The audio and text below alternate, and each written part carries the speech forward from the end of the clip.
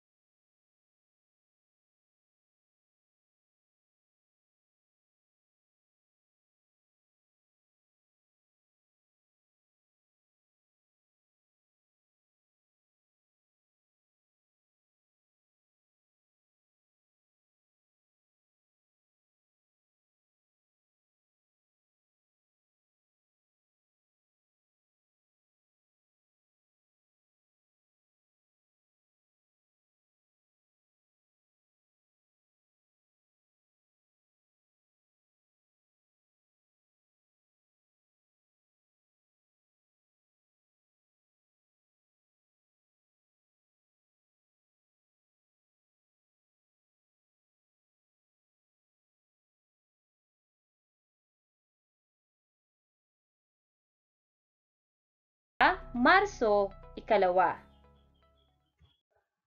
Ang balita na aking binasa ay nagpapahayag ng mga mahalagang impormasyon. Ito ay isang tekstong impormatibo. Ngayon, ang magiging paksa natin ay tungkol sa tekstong impormatibo mula sa signaturang pagbasa at pagsusuri ng iba't ibang teksto tungo sa pananaliksik. Mga minamahal kong mag-aral, pagkatapos natin pag-aralan ang paksang ito, marapat lamang na matamo nyo ang mga kasanayang pampagkatuto. Una, natutukoy ang kahulugan at katangian ng mahalagang salitang ginamit sa tekstong impormatibong binasa. Pangalawa, naibabahagi ang katangian at kalikasan ng tekstong impormatibo. Para sa inyo, ano nga ba ang tekstong impormatibo? Ang tekstong impormatibo ay isang uri ng babasahing di-fiksyon. Ibig sabihin, ito ay makatotohanan. Ito ay naglalayong magbigay ng impormasyon o magpaliwanag ng malinaw at walang pagkiling tungkol sa iba't ibang paksa. Ang tekstong impormatibo ay karaniwang makikita sa mga sumusunod: pahayagan, magazine, diksyonaryo, at pananaliksik, encyclopedia, talambuhay, at marami pang iba. Mga elemento ng tekstong impormatibo. Una, layunin ng may akda. Pangalawa, pangunahing idea. Pangatlo, pantulong na kaisipan. Una, layunin ng may akda. Maaring magkakaiba ang layunin ng may akda sa pagsulat ng tekstong impormatibo. Mapalawak ang kaalaman ukol sa isang paksa, maunawaan ang mga pangyayaring mahirap ipaliwanag, matuto ng maraming bagay ukol sa ating mundo, o mahilahad ang mga yugto sa buhay ng iba't ibang uri ng insekto o hayop at iba pang nabubuhay. Pangalawa, pangunahing idea. Hindi katulad ng tekstong naratibo.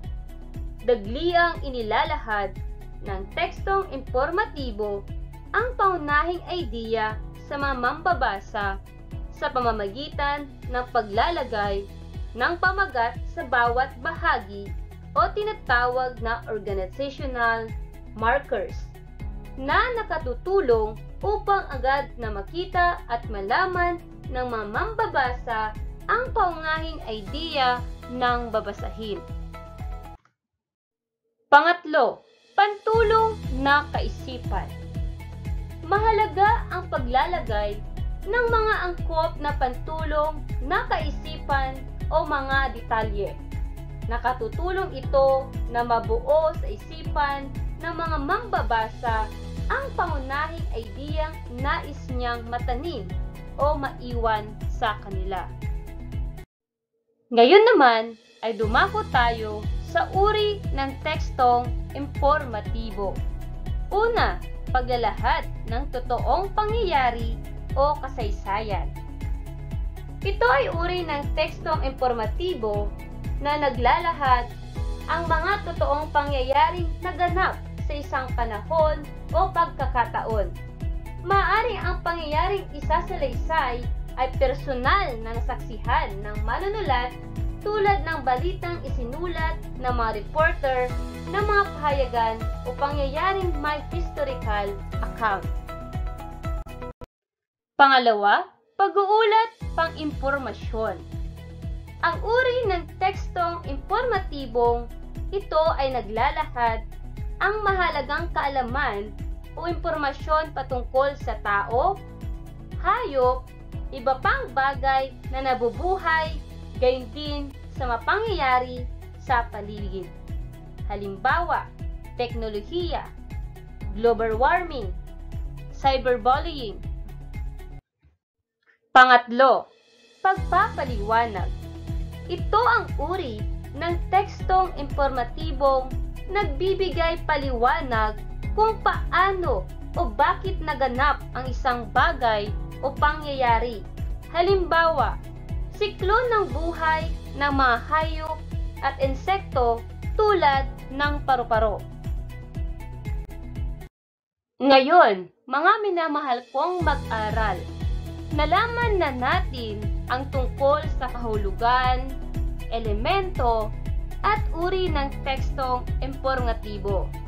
Para malaman ko na kayo'y natuto sa ating paksa, naghanda ako ng isang gawain. Basahin ang halimbawa ng tekstong informatibo na may pamagat na cyberbullying. Pagkatapos niyong basahin, ay sasagutin niyo ang mga sumusunod na katanungan. Narito ang mga katanungan. Ipapaliwanag ang mga sumusunod. Paano niyo ba ito ipapasa?